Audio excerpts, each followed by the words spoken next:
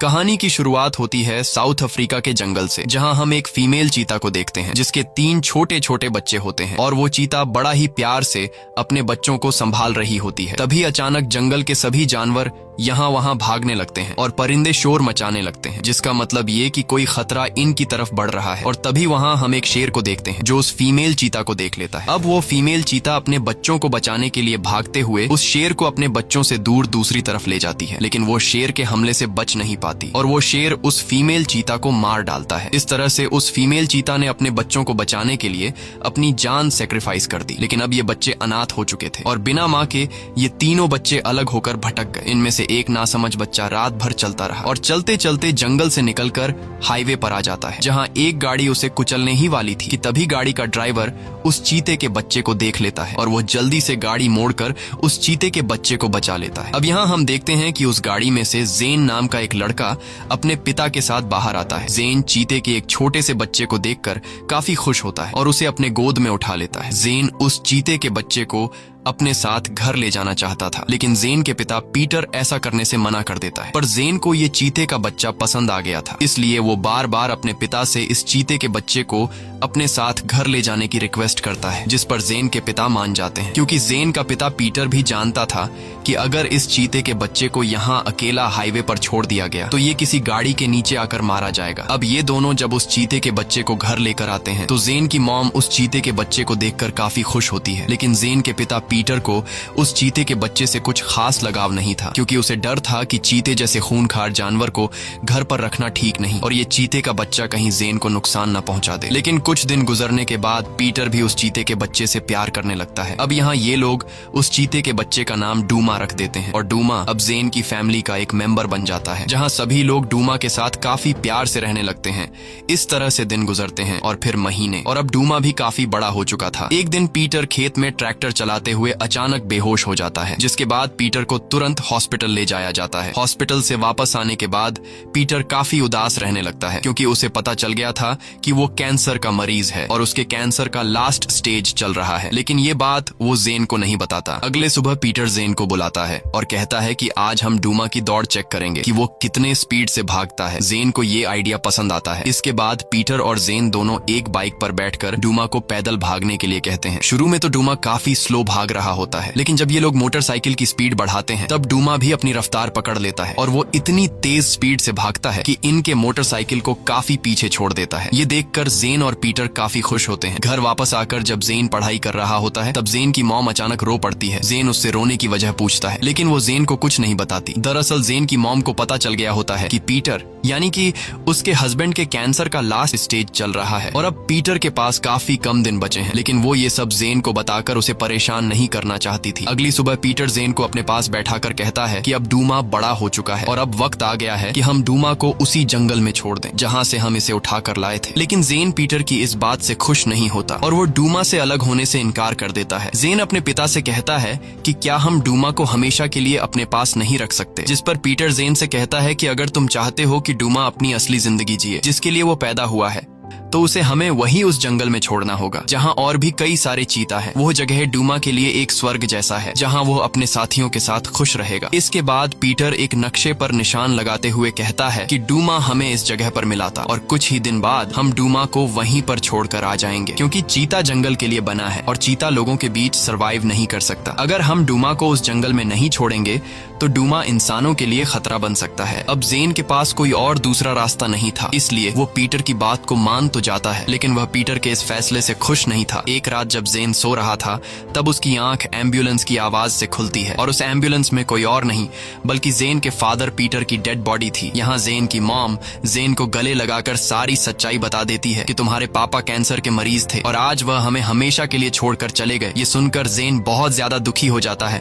और अगली सुबह वह लोग अपने फादर को दफना देते हैं। पीटर के गुजरने के बाद इन लोगों के हालात काफी खराब होने लगते हैं। साथ ही ज़ेन बहुत उदास रहने लगता है, क्योंकि ज़ेन अपने फादर से बहुत ही प्यार करता था। कुछ दिन गुजरने के बाद ज़ेन की मॉम को भी पैसों की कमी होने लगती है, क्योंकि ज़ेन के फादर के गुजरने के बाद अब इनके लिए कमाने वाला कोई भी नहीं था। इसलिए जेन की मॉम जेन को समझाती है कि हमें ये घर और हमारा खेत किराए पर देना पड़ेगा और हम शहर में जाकर रहेंगे, क्योंकि पीटर के बिना ये सब संभालना इनके लिए बहुत मुश्किल था। इसीलिए अब जेन की मॉम शहर में जाकर अपनी सिस्टर के साथ रहना चाहती है, ताकि शहर जाकर जेन की मॉम वहाँ कोई जॉब कर सके और अपनी फाइनेंशियल कंडीशन को बेहतर कर सके। लेकिन जेन का अपने दोस्त डूमा को छोड़ने का बिल्कुल इरादा नहीं था। इसलिए वह अपनी मॉम से पूछता है कि डूमा का क्या होगा, जिस पर जेन की मॉम कहती है कि डूमा भी हमारे साथ शहर जाएगा। ये सुनकर जेन खुश हो जाता है और अब वह लोग गाड़ी में अपना सारा सामान लोड करके शहर की तरफ निकल पड़ते हैं और वह लोग शहर में अपनी मौसी के घर पहुंच जाते हैं। जेन की मौसी को अपने घर में एक चीता देखकर उसे बिल्कुल भी अच्छा नहीं लगता, लेकिन जेन की मॉम अपनी सिस्टर को समझाती है कि डूमा बिल्कुल शांत है और वह तुम्हें कभी भी नुकसान नहीं पहुंचाएगा। अगली सुबह जेन की मॉम जेन का एक नए स्कूल में एडमिशन करा देती है और जेन की मॉम को भी जॉब मिल जाती है। अब यहाँ डूमा जेन की आंटी के साथ घर पर अकेला होता है, लेकिन जेन की आंटी डूमा से काफी डरी सहमी रहती है, क्योंकि उसे लगता है कि डूमा उस पर कभी भी हमला कर सकता है। अब इस तरह से जेन और उसकी मॉम को शहर में आए काफी दिन हो जाते हैं और ये दोनों शहर में अब काफी खुश रहने लगते हैं। लेकिन एक दिन जेन जब अपनी मॉम के साथ गाड़ी में बैठकर स्कूल जा रहा होता है, तब गलती से जेन से घर का दरवाजा खुला रह जाता है और अब डूमा को घर से बाहर निकलने का मौका मिल जाता है। डूमा घर से बाहर निकलकर जेन की मॉम की गाड़ी का पीछा करने लगता है और जेन के स्कूल तक पहुंच जाता है। वहीं जेन अपनी क्लास में बैठा हुआ था और तभी उसकी नजर खिड़की की तरफ जाती है, जहाँ उसे डूमा दिखाई देता है। डूमा को देखकर जेन काफी परेशान हो जाता है कि कहीं ये स्कूल के बच्चों को नुकसान न पहुंचा दे। इसलिए वह टीचर से छुट्टी मांगने लगता है, लेकिन टीचर जेन को छुट्टी देने से इनकार कर देता है। टीचर के छुट्टी न देने पर सभी बच्चे जेन पर हंसने लगते हैं, क्योंकि जेन स्कूल में नया होता है और बच्चे जेन को बेवजह परेशान करने लगते हैं। लेकिन जब क्लास के बच्चे डूमा को देखते हैं तो उनकी चीखें निकल जाती हैं और सभी बच्चे यहाँ वहाँ भागने लगते हैं, क्योंकि उन्होंने लाइफ में पहली बार अपनी आंखों के सामने एक चीते को देखा था। यहाँ सभी बच्चे चिल्लाते हुए कहते हैं कि स्कूल में चीता आ गया है। इस दौरान जेन भी डूमा को ढूंढने लगता है और ढूंढते ढूंढते वो बाथरूम में पहुंच जाता है, जहां कुछ शरारती लड़के जेन के सामने आ जाते हैं। वो जेन को डराने लगते हैं और जेन को मारने लगते हैं, लेकिन इससे पहले कि वो बच्चे जेन को कोई नुकसान पहुंचा पाते, तभी वहां डूमा आ जाता है और उन लड़कों पर गुराने लगता है। डूमा को देखकर वो शरारती बच्चे काफी डर जाते हैं और चिल्लाते हुए वहां से भागने लगते हैं। लेकिन भागने से पहले उन लड़कों में से एक लड़के से पैसों की गड्डी गिर जाती है, जिसे जेन उठा लेता है। इसके बाद जेन डूमा को लेकर स्कूल से घर ले जाने लगता है, लेकिन बाहर आते ही वो देखता है कि कुछ पुलिस वाले डूमा को पकड़ने के लिए आ रहे हैं। अब यहाँ जेन डूमा से कहता है कि भागो और डूमा तेजी से भागने लगता है। यहाँ जेन भी डूमा के पीछे जाता है और पुलिस भी उनका पीछा करने लगती है, लेकिन तेज रफ्तार चीते को पुलिस वाले पकड़ नहीं पाए और जेन डूमा को लेकर शहर के एक पार्क में छिपा लेता है। अब यहाँ काफी देर तक छिपे रहने के बाद जब जेन समझ जाता है कि पुलिस ने अब हमारा पीछा करना छोड़ दिया है, तब जेन डूमा को घर ले जाने का सोचता है। लेकिन डूमा को घर ले जाने से पहले जेन समझ जाता है कि अगर मैं डूमा को घर लेकर चला गया तो वहाँ पुलिस आकर डूमा को मुझसे छीन लेंगे और फिर पुलिस हमेशा के लिए डूमा को जू में बंद कर लेंगे। यहाँ जेन आज के इस एक्सीडेंट को देखते हुए समझ जाता है कि डूमा शहर में लोगों के बीच सरवाइव नहीं कर सकता। इसलिए जेन डूमा को उस जगह पर ले जाने का सोचता है जहां उसके फादर पीटर ने डूमा को ले जाने का प्लान बनाया था और जेन के फादर ने कहा था कि डूमा वहीं पर खुश रहेगा। इसके बाद जेन अपने फादर का मोटरसाइकिल उठा लेता है और साथ ही उस मैप को भी उठा लेता है, जिसमें उसके फादर ने डूमा के घर का लोकेशन सेट किया था। इसके बाद जेन डूमा को मोटरसाइकिल के एक साइड पर बैठाकर उस जगह की तरफ निकल पड़ता है। जाने से पहले जेन अपने मॉम के लिए एक लेटर भी छोड़ता है, जिस पर लिखा हुआ था कि मैं डूमा को उसके घर तक छोड़ने के बाद वापस आ जाऊंगा। कई घंटों का सफर तय करने के बाद जब जेन एक वीरान रेगिस्तान इलाके में पहुंचता है, तब मोटरसाइकिल में पेट्रोल खत्म हो जाता है और मोटरसाइकिल बीच रास्ते में रुक जाती है। ये देखकर जेन काफी परेशान हो जाता है, क्योंकि जब वो मैप में देखता है तो उसे पता चलता है कि अभी काफी लंबा सफर बाकी है। लेकिन जेन हिम्मत नहीं हारता और मोटरसाइकिल को धक्का लगाकर आगे की तरफ ले जाने लगता है। कुछ दूर आगे जाने के बाद उन्हें एक क्रैश प्लेन दिखाई देता है।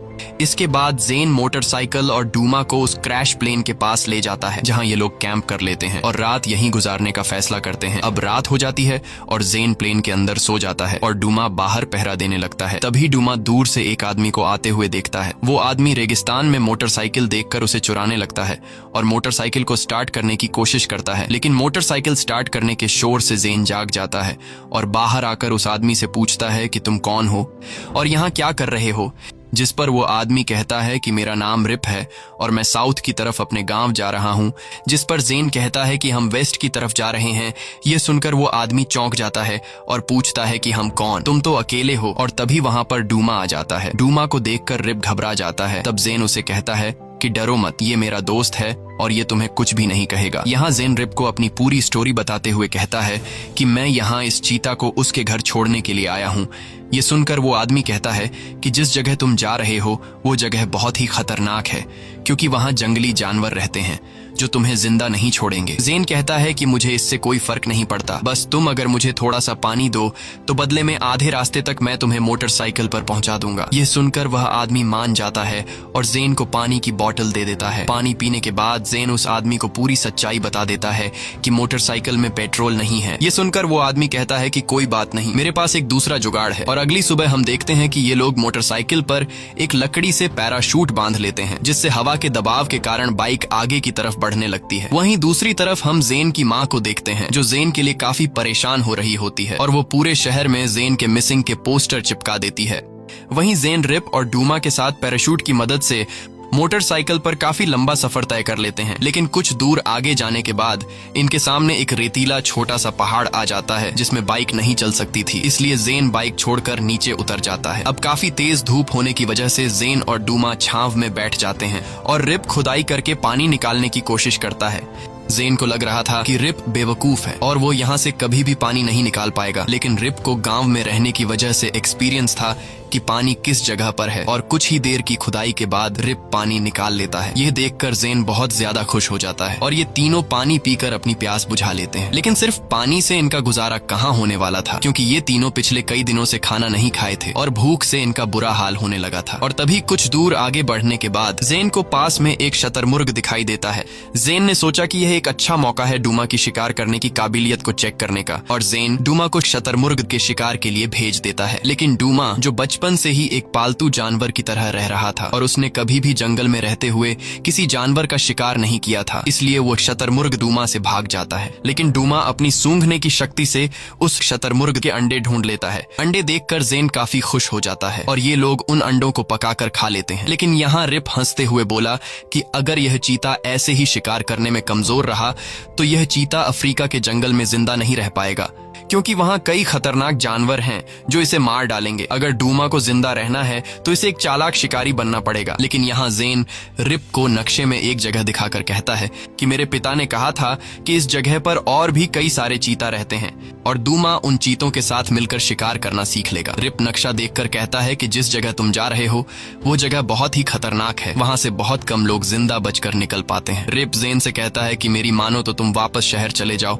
और शहर जाकर तुम इस चीते को बेचकर ढेर सारा पैसा कमा सकते हो। लेकिन जेन ये सुनकर रिप पर गुस्सा हो जाता है, क्योंकि डूमा जेन का दोस्त था और जेन डूमा को किसी भी हाल में अकेला नहीं छोड़ने वाला था। रिप इस छोटे से लड़के की हिम्मत को देखकर उससे काफी इम्प्रेस हो जाता है और कहता है कि मैं भी डूमा को तुम्हारे साथ उस जंगल में छोड़ने का साथ दूंगा। इसके बाद ये दोनों उस जगह की ओर निकल पड़े। कुछ दूर आगे जाने के बाद जब जेन ने रास्ते में अपनी कंपास देखी तो कंपास वेस्ट की तरफ इशारा कर रही थी, जबकि रिप जेन को दूसरी तरफ गलत रास्ते से ले जा रहा था। जेन को उस पर थोड़ा शक हुआ, लेकिन जेन बिना कुछ कहे चुपचाप उसके पीछे चलता रहा। रास्ते में इन लोगों को एक हीरे की खदान मिलती है। उस जगह की जांच करते हुए रिप को एक नुकीला औजार मिला, जिसे लेकर रिप ने उसे एक नुकीला भाला बना दिया ताकि अगर कोई जानवर इन पर हमला करने आए तो ये लोग इस भाले की मदद से खुद को बचा सकें। तभी इन्हें दूर एक हेलीकॉप्टर नजर आता है जो इनकी तरफ बढ़ रहा था, जिसमें कोई और नहीं बल्कि जेन की माँ थी, जो जेन को ढूंढने की कोशिश कर रही थी। अब यहाँ रिप जेन से कहता है कि इस हेलीकॉप्टर में कुछ बुरे लोग हैं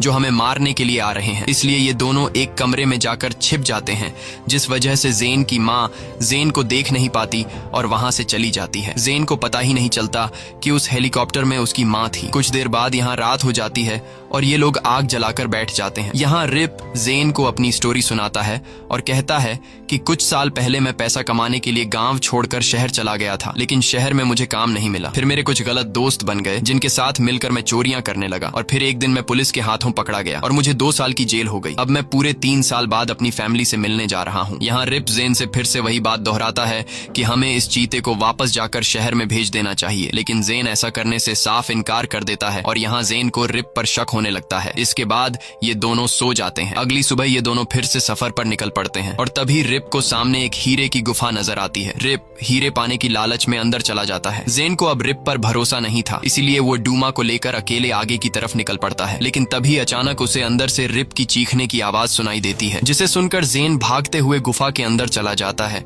और देखता है कि रिप मिट्टी में दबा हुआ है। यहाँ जेन जल्दी से उसके मुंह से मिट्टी हटाता है ताकि वो सांस ले सके, लेकिन जेन रिप को पूरा बाहर नहीं निकालता। रिप जेन से कहता है कि मुझे बाहर निकालो, लेकिन जेन रिप को बाहर निकालने से इनकार कर देता है और उससे पूछता है कि पहले बताओ तुम मुझे नॉर्थ की तरफ क्यों ले जा रहे थे। इस पर रिप कहता है कि मैं तुम्हें नॉर्थ की तरफ इसलिए ले जा रहा था क्योंकि नॉर्थ का रास्ता शॉर्टकट है, जिससे हम जल्दी उस जंगल तक पहुंच जाते जहां डूमा की तरह और भी चीते रहते हैं। लेकिन जेन समझ चुका था कि रिप झूठ बोल रहा है और वो हमें फंसाकर वापस शहर ले जाकर डूमा को बेचना चाहता है और साथ ही वो मुझे मेरी माँ के पास छोड़कर इनाम हासिल करना चाहता है। इसलिए जेन रिप को वहीं दबा हुआ छोड़कर चला जाता है। गुफा से बाहर निकलकर जेन रिप का वो नुकीला भाला भी उठा लेता है। इसके बाद जेन फिर से डूमा को लेकर सफर पर निकल पड़ता है। कुछ दूर आगे जाने के बाद इनके सामने एक नदी आती है और जेन मैप को देखते हुए समझ जाता है कि हमें इस नदी को पार करना होगा, तब जाकर हम अपनी मंजिल तक पहुंच पाएंगे। अब यहाँ जेन कुछ लकड़ियों को इकट्ठा करके एक नाव बना लेता है और अपने साथ डूमा को नाव पर बिठाकर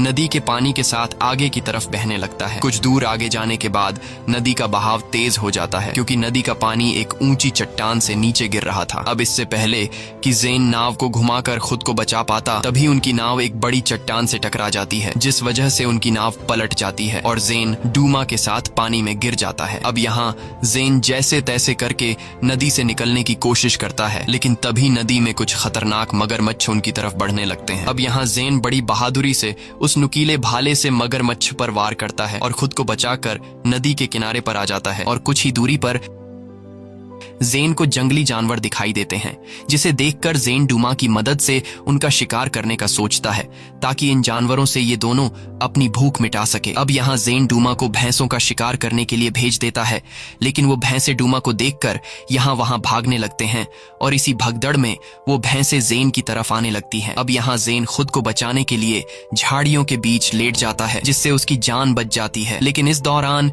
जेन और डूमा एक दूसरे से अलग हो जाते हैं और फिर कई घंटे बीत गए, लेकिन डूमा का कोई पता नहीं चल पाया। अब यहाँ रात होने वाली थी, जिससे जेन जंगली जानवरों का आसानी से शिकार बन सकता था, लेकिन जेन खुद की बिना परवाह किए डूमा को ढूंढने लगता है, पर डूमा उसे कहीं पर भी नहीं मिलता क्योंकि डूमा शिकारियों के लगाए गए जाल में फंस गया होता है। डूमा उस जाल से खुद को निकालने की कोशिश करता है, पर काफी कोशिश के बाद भी वो शिकारियों के लगाए जाल से निकल नहीं पाता। अब यहाँ रात हो जाती है और जेन काले अंधेरे में अपने साथी डूमा को तलाश कर रहा होता है, पर तभी जेन के पीछे एक जंगली सूअर लग जाता है और जेन खुद को बचाते हुए भागने लगता है। लेकिन भागते भागते अचानक उसका पैर पत्थर से टकराने की वजह से वो नीचे गिर जाता है और बेहोश हो जाता है। लेकिन फिर कुछ देर बाद जेन को जब होश आता है तो वो खुद को डूमा और रिप के साथ पाता है। दरअसल रिप ने ही ऐन वक्त पर आकर चीते को जाल से छुड़ाया और जेन को भी बचा लिया। सुबह होने पर जेन रिप का शुक्रिया अदा करता है और साथ ही उस हीरे की गुफा में रिप को अकेला छोड़ने के लिए माफी मांगता है। लेकिन रिप कहता है कि तुमने उस वक्त बिल्कुल सही फैसला लिया था। मेरा सच में यही प्लान था कि मैं तुम्हें वापस ले जाकर इनाम लूंगा और तुम्हारे चीते को बेचकर पैसे कमाऊंगा ताकि मैं अपने परिवार के लिए कुछ पैसे ले जा सकूं। लेकिन फिर मुझे ख्याल आया कि मैं शुरू से ही धोखे और गलत रास्ते से पैसे कमाता था, जिस वजह से मैं जेल चला गया। लेकिन जब तुमने मुझे उस गुफा में अकेला छोड़ा तब मुझे अपनी गलती का एहसास हुआ और जब मैंने तुम्हारी बहादुरी और हिम्मत देखी कि तुम इतनी छोटी उम्र में भी एक जानवर के लिए अपनी जान खतरे में डाल रहे हो, तब मैंने ठान लिया कि आज के बाद मैं कोई भी गलत काम नहीं करूंगा। ये सब सुनकर जेन को रिप पर थोड़ा भरोसा हो गया। रिप ने वादा किया कि मैं डूमा को उसके घर तक ले जाने में तुम्हारी मदद करूंगा और तभी इन दोनों को जंगल में दो हिरण दिखाई देते हैं। जेन ने डूमा को उन हिरणों के पीछे दौड़कर पकड़ने को कहा, लेकिन चीता अभी तक शिकार करना सीख नहीं पाया था, इसलिए वह दो हिरण डूमा के हाथ से निकल जाते हैं। ये देखकर जेन और रिप काफी मायूस हो जाते हैं क्योंकि इन दोनों को काफी भूख लगी थी। शाम होने पर उन्होंने जंगल के एक हिस्से में रोशनी देखी जहाँ जहाँ कुछ टूरिस्ट कैंपिंग करने आए थे, जिसे देखकर रिप और जेन के दिमाग में एक आइडिया आता है।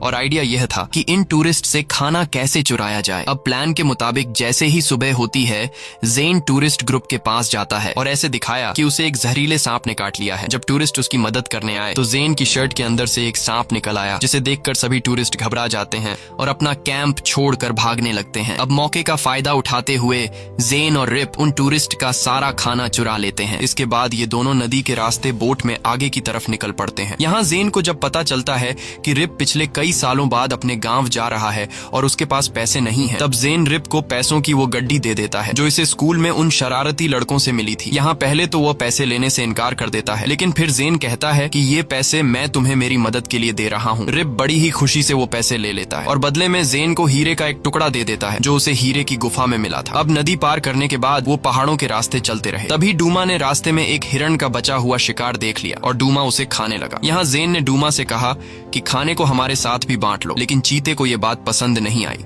और वह जेन पर गुर्राने लगा। ये देखकर जेन हैरान हो गया क्योंकि डूमा ने पहले ऐसा कभी नहीं किया था। तब रिप जेन से कहता है कि डूमा को अकेला छोड़ दो क्योंकि अब वो जंगल की जिंदगी में ढलना शुरू कर रहा है। जब डूमा ने खाना खत्म कर लिया तो ये दोनों एक गुफा में आराम करने गए। वहां उन्होंने पुरानी गुफा की पेंटिंग्स देखी, जिसे देखकर रिप ने कहा कि मेरा गांव यहाँ पास में ही है क्योंकि बचपन में मैं और मेरे पिता यहाँ आया करते थे। लेकिन अब सब कुछ बदल चुका है। रिप ने कहा कि एक दिन ये गुफा भी भुला दी जाएगी और यहाँ आने वाले लोग भी भुला दिए जाएंगे। ये सुनकर जेन सोच में पड़ गया और उसे अपने पिता की याद आने लगती है। जेन ने कहा कि मुझे तो बदलाव बिल्कुल पसंद नहीं है क्योंकि उसके पिता की मौत के बाद उसकी जिंदगी में सब कुछ बदल गया था और अब 2 महीने में डूमा भी उससे अलग होने वाला था। इसलिए जेन को ये बदलाव बिल्कुल भी अच्छा नहीं लग रहा था। तब रिप ने उसे समझाया कि बदलना तो दुनिया का दस्तूर है, इसे रोका नहीं जा सकता, लेकिन जरूरी नहीं कि हर बदलाव बुरा हो। देखो, उसी बदलाव की वजह से तुम आज एक मजबूत और हिम्मत वाले लड़के बन गए हो और डूमा भी एक पालतू जानवर से बदलकर जंगल के तरीकों में ढल रहा है। अगली सुबह ये दोनों गुफा से निकले और एक बड़े घास के मैदान तक पहुंचे जहां दूर से रिप ने अपना गांव देखा। गांव को देखते ही रिप और जेन दौड़कर गांव की तरफ बढ़ने लगे, लेकिन तभी अचानक मक्खियों के एक झुंड ने इन पर हमला कर दिया। अब यहाँ रिप खुद की बिना परवाह किए अपनी शर्ट निकालकर जेन को पूरी तरह से ढक लेता है, जिस वजह से सारी जहरीली मक्खियां रिप पर बैठ जाती हैं और उसे काट लेती हैं। मक्खियों के जहर से रिप की हालत खराब होने लगती है। कुछ देर बाद रात हो जाती है। अब यहाँ रिप जैसे तैसे हिम्मत जुटाकर आगे बढ़ने की कोशिश करता है, लेकिन उसके शरीर में जहर फैलने के कारण उसकी आंखें बंद होने लगती हैं और कुछ देर बाद रिप की हालत इतनी खराब हो जाती है कि वो अपने हाथ पैर तक भी हिला नहीं पा रहा था। तभी यहाँ तेज बारिश शुरू हो जाती है और अंधेरे में शिकारी जानवर घूमने लगते हैं। अब यहाँ जेन ने कुछ लकड़ियां और सूखी घास इकट्ठा करके आग जलाई ताकि ये दोनों शिकारी जानवरों से बच सकें। कुछ देर बाद बारिश भी रुक जाती है, लेकिन रिप की हालत अब और ज्यादा खराब होने लगी थी। इसीलिए जेन फैसला करता है कि वो रिप के गांव जाकर वहां से मदद लेकर आएगा। जेन ने डूमा से कहा कि मैं मदद के लिए जा रहा हूं और तुम यहाँ रिप का ख्याल रखो। अब जेन जैसे ही गांव की तरफ बढ़ने लगता है, तभी जेन के पीछे कुछ शेर पड़ जाते हैं, जिसे डूमा देख लेता है। अब अपने दोस्त को खतरे में देखकर डूमा जेन को बचाने के लिए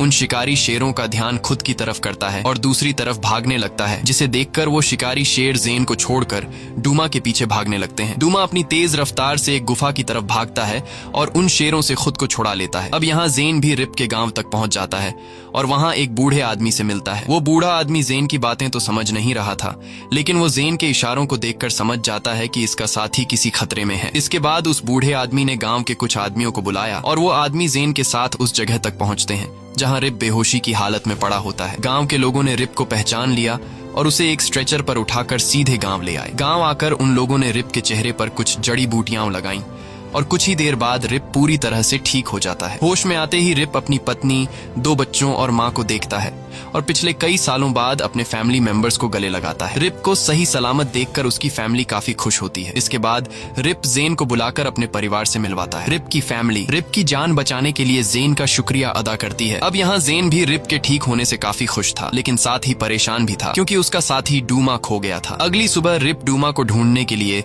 गांव छोड़कर जंगल में चला जाता है, जहां उसे डूमा कहीं पर भी दिखाई नहीं देता। लेकिन कुछ दूर आगे जाकर वह 2 चीते देखता है जो एक हिरण का शिकार कर रहे थे। उनमें से एक डूमा था जिसे जेन ने तुरंत पहचान लिया। अब डूमा पूरी तरह जंगल का हिस्सा बन चुका था और वो अपने साथियों के साथ काफी खुश था। यह देखकर जेन को अपने पिता की बात याद आती है कि डूमा को उसके असली घर में ही जीने देना चाहिए। अब यहाँ दुखी मन से जेन अपने दोस्त को जंगल में छोड़कर जाने लगता है, लेकिन तभी डूमा दौड़ते हुए जेन के पास आता है और जेन को प्यार से अपनी जबान से चाटने लगता है। जेन भी डूमा को गले लगा लेता है और आखिरी बार अपने दोस्त को अलविदा बोलकर कहता है कि मैं तुम्हें कभी नहीं भूलूंगा। अब यहाँ जेन डूमा को जंगल में छोड़कर वापस आने लगता है। तब रिप दोनों दोस्तों को जुदा होते हुए देखता है। जेन की आंखों में आंसू आ रहे थे। रिप जेन को अपने पास बुलाता है और कहता है कि तुम्हें अब घर वापस लौटना चाहिए क्योंकि तुम्हारी माँ तुम्हारा इंतजार कर रही होगी। अगले सीन में हम जेन की मॉम को देखते हैं जो अपने फार्म पर काम कर रही होती है। जेन की मॉम आज भी इस उम्मीद में थी कि उसका बेटा वापस आएगा। तभी मोटरसाइकिल पर जेन आकर दूर से हाथ हिलाकर अपनी माँ को हेलो करता है। यह देखकर जेन की मॉम को लगता है कि शायद यह उसका वहम है क्योंकि उसे हमेशा जेन के वहम आया करते थे। लेकिन जब जेन अपनी माँ की तरफ बढ़ने लगता है तब पास आकर जेन की माँ समझ जाती है कि यह कोई वहम नहीं बल्कि सच में मेरा बेटा जेन है। इसके बाद जेन की माँ दौड़कर अपने बेटे को गले लगा लेती है और जेन भी अपनी मॉम से मिलकर काफी खुश होता है। इसी के साथ यह कहानी खत्म हो जाती है। अगर आपको यह वीडियो अच्छी लगी हो तो हमारे चैनल को सब्सक्राइब और वीडियो को लाइक जरूर कीजिएगा।